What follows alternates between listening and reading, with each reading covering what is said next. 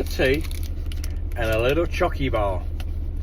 It's the end of an era today because tonight Slimming World starts.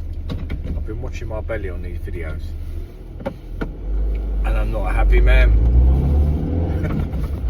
It's getting bigger than what I thought, so I'm joining Slimming World tonight.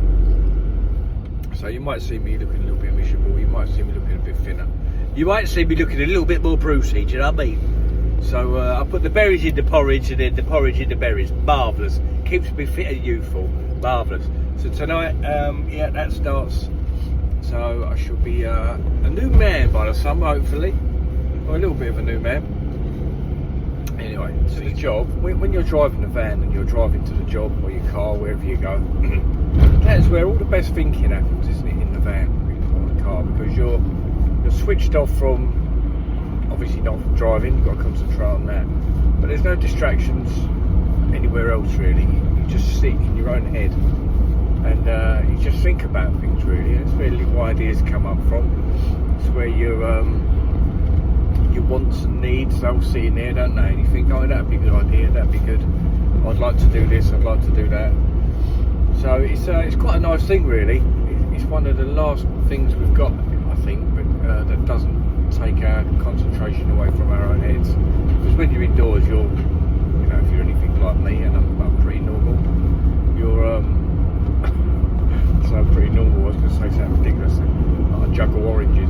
But anyway, I'm pretty normal, so I do the normal things. I like watching a bit of YouTube. I'm pottering about in my little shed. I'm looking at the phone. I'm just doing all that stuff really. So when I'm in the van, it's quite a nice time just to sit in your own headspace and think really. It's where all the creative stuff comes from when you've got time. Something that the luxury of being bored and having time to think of things doesn't happen anymore. Kids never get bored anymore, do they? So it's quite worrying really. When you was bored when you was a kid, that was like, especially in my era, when you was bored, that is when you would go out and maybe collect a load of old wood and build a go-kart or build a little camp in, you know, a den or a tree house and stuff like that.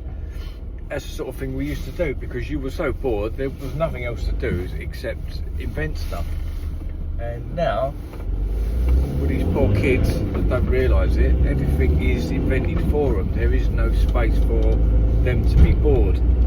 So their creative streaks are just never popping to the surface because there's never a point, from what I can see, where they get to a stage where I've got nothing to do. And telly's ended, their favourite program's ended, now they're bored, they'll go and do something that might start something off a bit creative with them, even if it's sitting doing some drawing or colouring, and then they'll realise from that, oh, I'm pretty good at that, I'm not a bad drawer. Go on mate, that's it. You pull your fucking trolley out right in front of me, and these fuckers have parked so I can't spin in there. Honestly, man. I know I'm a van driver, but I'm a very courteous van driver. Some of these fuckers just fucking think they own the fucking Wickes car park. Especially them scaffolders. They park there every morning. There's 2 lorries parked in Wickes every morning to go to the burger van. And that's fair enough. But they park sideways across all the parking spaces because obviously they're lorries. They take up about 4 spaces. I'll have you, butler.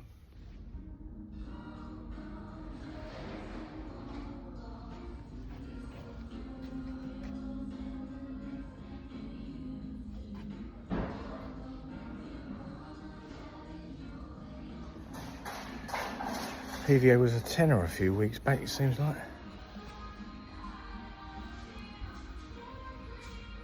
That's better.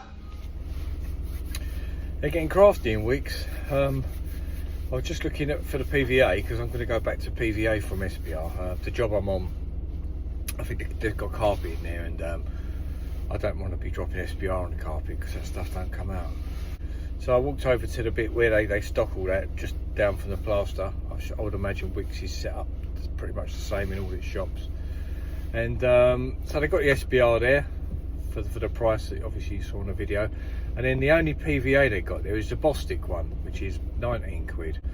So the Wickes one's nowhere to be seen there. But round the corner, where the coving in and all the mastics and that are, they've got their wicks PVA back down to like 14 quid. So getting crafty, they're hiding it away from us lot, so we go, oh, I'll just pick one of them up instead. It's another £5 on top of your bill, isn't it? So yeah, be aware, the wicks, we've got a little crafty shifty thing going on there, and I ain't falling for it. Oh no, no, no. I'm at the job already. It's just gone up past 7. I can't get in here till late. I think I've shit the proverbial bed this morning. I quite enjoy this part of the day actually. You put up to the job and you're there, you ain't got to worry about no traffic. I've been to get my build it, all my plaster, I've got all that, and I can just sit here now for half hour and just chill out and edit a bit of this, or you know, do what I need to do, bit of paperwork, fill out the diary, that sort of stuff. Tonight I'm going to be swapping, well, this ain't bad, that for that, which I have an Apple every day anyway. But Slimming World starts tonight. It's been a long winter, isn't it, really, and I feel like I've been sort of hibernating and eating, a bit like a little animal really.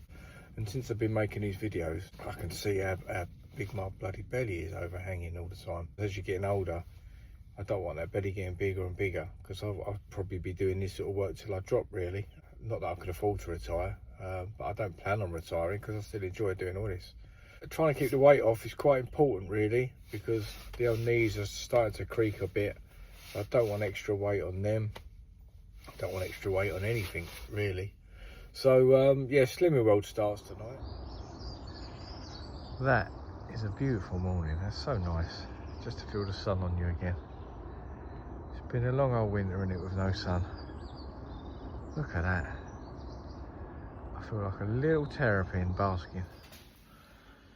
Okay, so here's the room for the next 2, maybe 2.5 days. I'll turn the camera around and show you what I've got in store. I only saw this on a photo of this job. I priced it for 2 days. I'll turn you around, it's easier. Okay, so no ceilings, just the walls. So it's bigger than it looks, this room, because it's got a huge ensuite on it. So let's shut the doors I'm not working in. So I'm not going beyond that arch.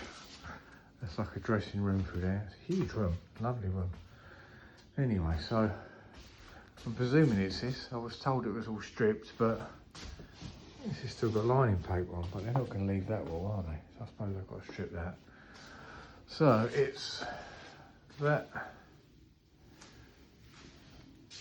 going around to there. I've got to do the inside of that cupboard. Obviously the big window wall, and that back wall and there. So I priced it for 2 days, but I'm not going to push myself. I'm sure I could get it done in 2 days, but I've not booked myself in too tightly with work lately. I'm just a bit fed up with squeezing myself in, so I've got no room for movement. So it's Thursday today, I'll be here Thursday, probably tomorrow. I might have something else to do tomorrow. But anyway, I've allowed 2 to 3 days on this. As I get older, I'm appreciating time more. So if I price a job for 2 days and I'm here for 2.5, or even if it turns into a 3-day, I'm not going to stress about it. I'm not going to push myself so hard all the time that I'm sort of fighting to get jobs done because I feel like I'm losing money. I'm not losing money, I just won't earn as much as I thought I did. So anyway, this will be a nice little comfortable job. There's no pressure to get this done for any quick time. I don't think the decorator's back in here till at least next Wednesday or Thursday. Isn't that nice? Nice brick wall all the way along there. Nice sort of man thing down the end there, it's lovely. When I use PVA, I like it about this consistency, so it's sort of like, I suppose it's like a paint really, like a watered down paint. You see, you just got that stream, constant stream dripping down. It's not drip, drip, dripping like water. That that way it's not going to run and drip off the roller when you're rolling it and drip off the brush so much. Obviously there's a bit of play in it, but it's not just going to keep dripping and splattering everywhere. So I'll probably put, I don't know, 10-20% water in my PVA. I don't want it too thin. Sometimes I'll even use it neat depending on where I'm working, but generally it's just about 20% in. So you've just got that consistency where it's just a continuous run off the brush. Like you would with paint spraying, if ever any of you spray paint. That's basically the consistency you want of your paint before you put it in the sprayer. Which is in here and all. Oh dear. In an ideal world, they'd all be removed, but you can't really expect people to do that for you.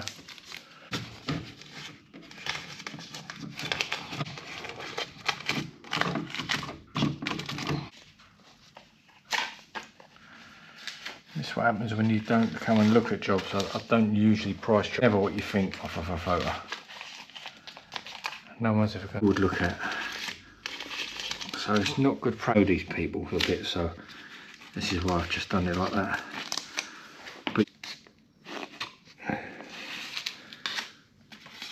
because the sort of people to do that just text you with a photo. Gives a quote on that. You can hold you to that. Or this modern way where people just send a WhatsApp straight into your inbox. I don't.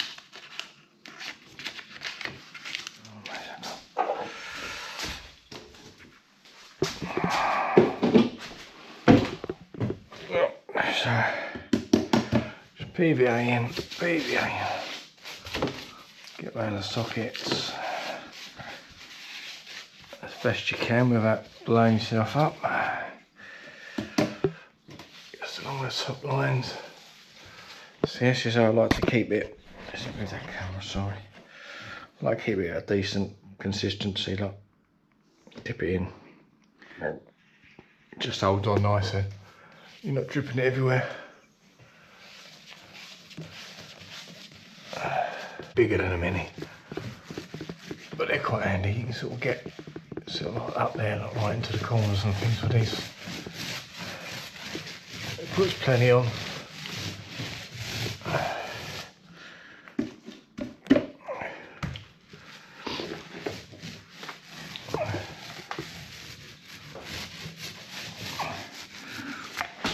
Quite nice. I find you can really sort of scoot about with these, you know. You can even get into tight bits here like that, so pretty good for that.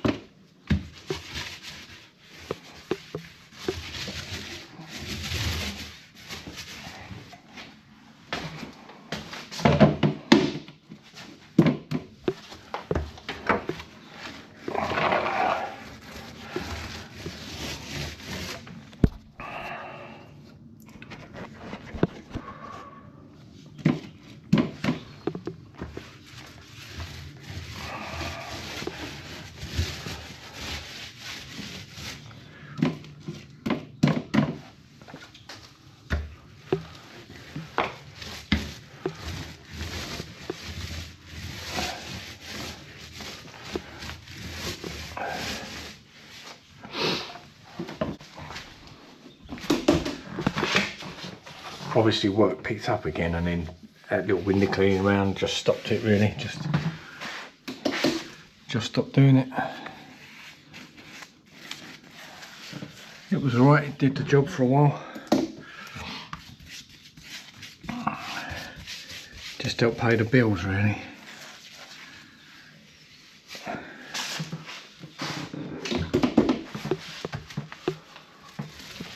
Although at that time, that's right, no I wasn't, was I plastering then? No, I can't remember now.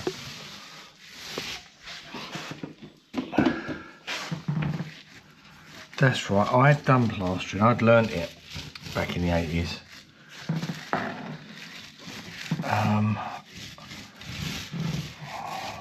That's right, there were 2 recessions. I think there was one in the late 80s and I got laid off of the plastering in the late 80s. Then I ended up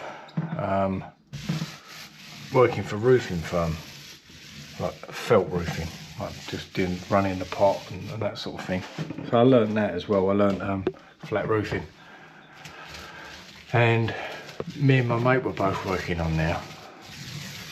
And then the early 90s recession kicked in and we lost our jobs on there as well. It was quite hard back then because these things used to happen sort of more regular really. You lose your job because when the recession kicked in, everyone stopped having the work done, you know. It was just how it was.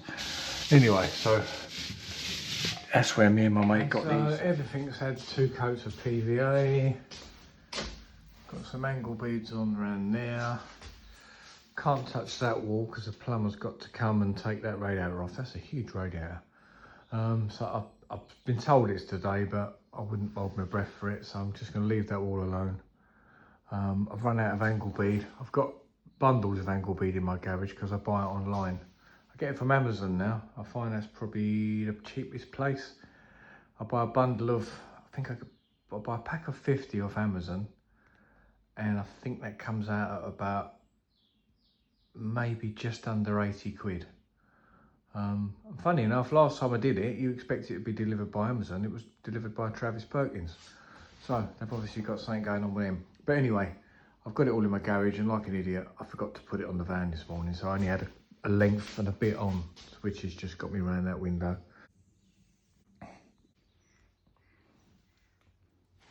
Been very tidy today. Look, I've even put a little splashback for the mixing when I mix up in the buckets. Because sometimes you get a lot of splashback thrown up against the wall. So yeah, it's just another little thing I do sometimes. When I can be bothered, when I'm in the mood, I will put a little bit of that masking up with a little splashback there. Every little helps, as I say. Okay, so I have put that wall, that little side bit, and then that bit on. I didn't film it. The decorator turned up when we were chatting away, so didn't really do any filming of that. But I will film myself trailing it up.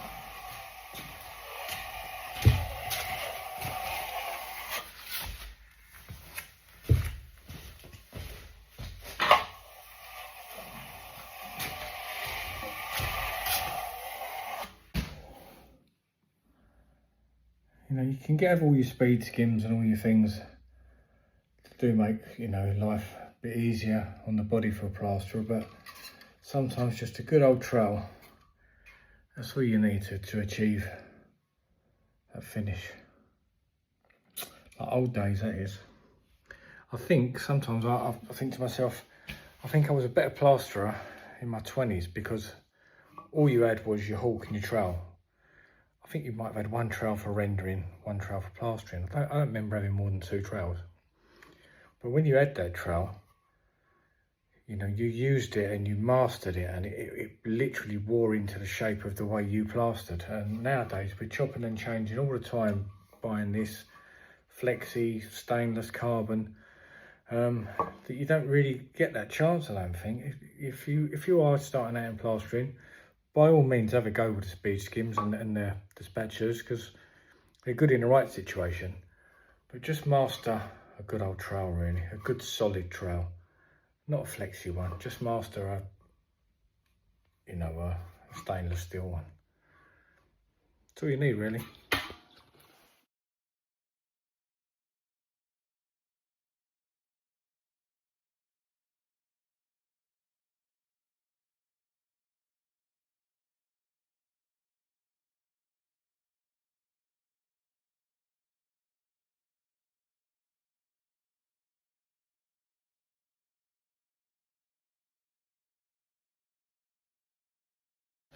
So that come up all right. I'm just going to wipe the skirtings down now, and they should be fine then. I'm not going to do any more plastering today. All I'm going to do is put the red grit on that, because the decorators turned up and even they had another go getting that off of there. And they soaked it and they tried to strip it. They couldn't get any more off, so I'm presuming that is not going to come off. So I'll just red grit that up, and then tomorrow I'll come in and chuck all this on right round to there. Plumber hasn't been in for that, so I'm presuming if he doesn't turn up today, I won't be doing that tomorrow. So I'm just allowing myself to get round to there, into there, and then maybe that cupboard. But anyway, let's get on with some red grit stuff. Look at that. Slimming well tonight, wish me luck. Anyway, this is, if anyone hasn't seen it, you know you get the blue grip, like ball primer. Well, this is a render grip, which on it, don't think it says anything about internal. Let's just get that and read it. I don't want to tell you false information. So, I'm going to come down here and read it. I don't want to be telling you something and then it's not what I'm saying. Blah blah, render key, quick drying, extra grip render bonding agent that contains a fine aggregate to provide an improved key before applying render onto external surfaces. Blah blah blah blah blah. Fine aggregates are suspended in a unique waterproof polymer to ensure easy application by roller or brush. An even spread of aggregate, avoiding any weak spots in the key coat while preventing the aggregate particles from coming loose during application. On external surfaces, render key will ensure no cracking or breaking of render. Render key coat will ensure no cracking or breaking of the render. So that's pretty good, isn't it? It's saying on there it'll ensure that for render. So I would hope it does the same for plaster. It doesn't say not to use inside, and I've used this inside before. I've used it on ceilings. I'll take ceilings that are a bit shiny. I've painted this on it, and I bought this because I've done some outside work, and it's a lot of stuff to get through, so you don't get through it. So it sits in the garage, and you're just going to get wasted if not. So I'm going to paint this paper that wouldn't come off with it now, and then we'll just leave that overnight and then skim on it, and I'm 99% certain that that'll be fine. But I don't want to tell you to do it if it doesn't work, so let's wait and see how I get on first, eh? So I'll do this video today. I'll put the other video out tomorrow, so you'll see exactly how that worked tomorrow then. Yeah, so it's much of a muchness, isn't it? Blue grit, red grit. Obviously you wouldn't use the blue grit outside. I don't know if you can or not, but it says not to, so I wouldn't. But the reverse of that, if it's outside stuff that's being used inside, I can't see any harm in that at all. So I think It spreads a bit easier than the blue grip. So I'm going to shut up and just do something, or I'm going to get on with some work.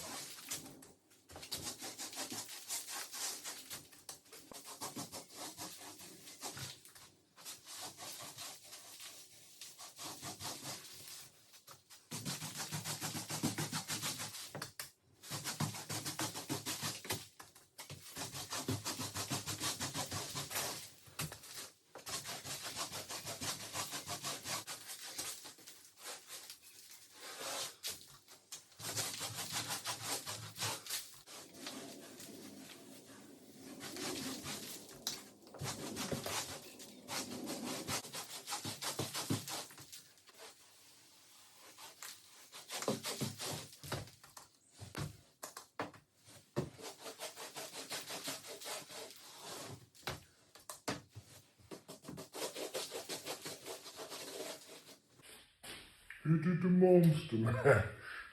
I don't know why that song is in my head. I've got Monster Mash going on my head. I was working in the lab late one night when my eyes beheld an eerie sight.